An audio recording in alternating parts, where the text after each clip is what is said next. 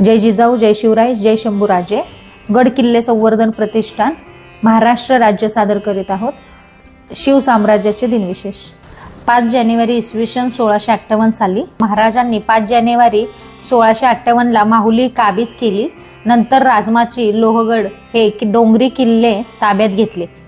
अशा रीतीने प्रजेच्या अनुकूलतेने उत्तर कोकण महाराजांच्या ताब्यात आले. त्यानंतर 1-2 वर्षात महाराजांनी कुडाळपर्यंत दक्षिण कोकण काबीज करून तेथे आपला अंमल बसविला. कल्याण 1657 ताब्यात आल्यावर महाराजांनी कल्याण बंदरात नाविक तळ बनविला आणि गलबते उभी करण्यासाठी गोदाही बांधली. 5 जानेवारी इसवी सन 1660 साली आदिलशहाने धमकवणारे फरमान पाठवले. आदिलशहाने विठोजी हेबतराव देसाई यांना धमकवणारे फरमान पाठविले. तसेच छत्रपती शिवाजी महाराजांना मदत करू नये या आशयाची अनेक फरमान स्थानिक जहागीरदार, सरदार, देशमुख, वतनदार यांना पाठविले. 5 जानेवारी इसवी सन 1664 साली सुरतवरील पहिली स्वारी सुरतेवर निघण्याची तयारी जय्यत झाली. 8000 घोडेस्वार तयार झाले. निघण्याचे दिवस ठरला. 15 डिसेंबर 1663 साली आई जगदंबेचे दर्शन घेऊन आणि आऊसाहेबांचा आशीर्वाद घेऊन राजे निघाले. मजल दरमजल करत 5 जानेवारी 1664 मंगळवारी शिवाजी महाराज सुरत जवळील घनदेवी येथे येऊन धडकले. सकाळी 10 वाजण्याच्या सुमारास तेथून पुढे ते उदण्यास येऊन पोचले. सुरत मनसोक्त लुटून महाराज आल्या मार्गानेच निसटले. आज दिनांक 5 जानेवारी 1664 पासून पुढे 4 दिवस ही लूट चालू होती. पराक्रमाच्या अखंड परंपरेला मानाचा मुजरा. 5 जानेवारी इसवी सन 1671 साली वणी दिंडोरीची लढाई झाल्यानंतर शिवाजी महाराजांनी मुघलांबरोबरचे आक्रमक धोरण अधिक तीव्र केले. परंतु दरम्यान 5 जानेवारी 1671 रोजी मराठ्यांनी मुलेरचा किल्ला जिंकून घेतला. या सगळ्या बातम्या समजल्यामुळे औरंगजेब अतिशय बेचैन झालेला होता. शिवाजी महाराजांचा पुढचा बंदोबस्त करण्यासाठी महाबत खान नावाच्या पराक्रमी सरदारास त्याने दक्षिणेच्या मोहिमेवर पाठवले. 5 जानेवारी इसवी सन 1683 साली स्वराज्यावर चालून आलेल्या औरंगजेबाने पोर्तुगीज व्हाईसरॉय कोंदी दी ऑलवर याला विनंती करून आपली गलबते ठाण्याजवळ पोर्तुगीज हद्दीतून जाण्याची परवानगी मागितली होती. व्हाईसरॉयने ही परवानगी दिल्याने मराठी आणि पोर्तुगीज संबंध अधिकच बिघडले गेले. त्या हद्दीने मराठ्यांचा एक किल्ला पाडून जमीनदोस्त केला आणि तिथल्या लोकांची कत्तल केली. पण दुसरा किल्ला सिद्दीला जिंकता येईना.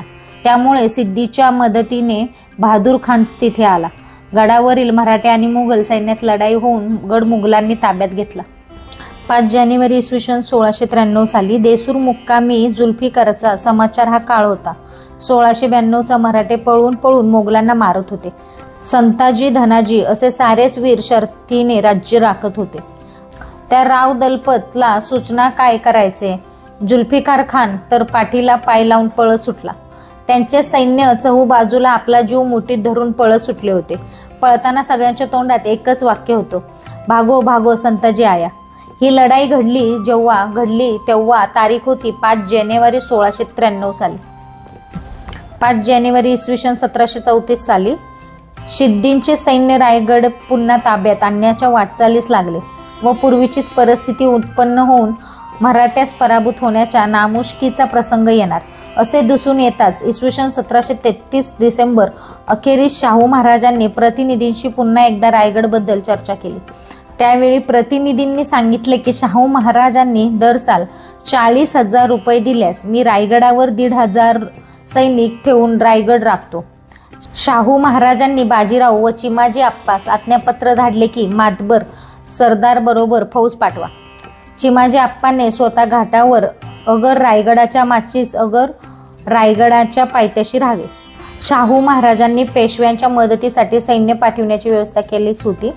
ते सैन्य 5 जानेवारी 1734 रोजी पोलादपुरास दाखल झाले. बाजीरावाचे सैन्य घाटाखाली उतरले. 5 जानेवारी इसवी सन 1792 साली उदयपूरच्या मुलुखात होळकरांनी अंमल बसविला होता.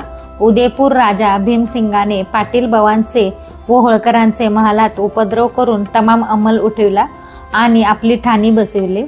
उदयपूरचा राणा लहान मूल पटाईत कारभारी यांनी आपल्या हाती पडल्या त्या जागा दाबून बसले. भीमसिंग कारभारी चितोड किल्ला वगैरे जागा दाबून बसला. अंबोजी इंगळ्याबरोबर 10,000 फौज व समरूची पलटणे 4 अशी जमात देऊन मामल्याचा पैसा वसूल करावा असे सांगून राणा व भीमसिंग यांचा निरोप दिनांक 5 जानेवारी 1792 रोजी घेऊन उज्जैनचे रोखे दक्षिणेस जावयास निघाले.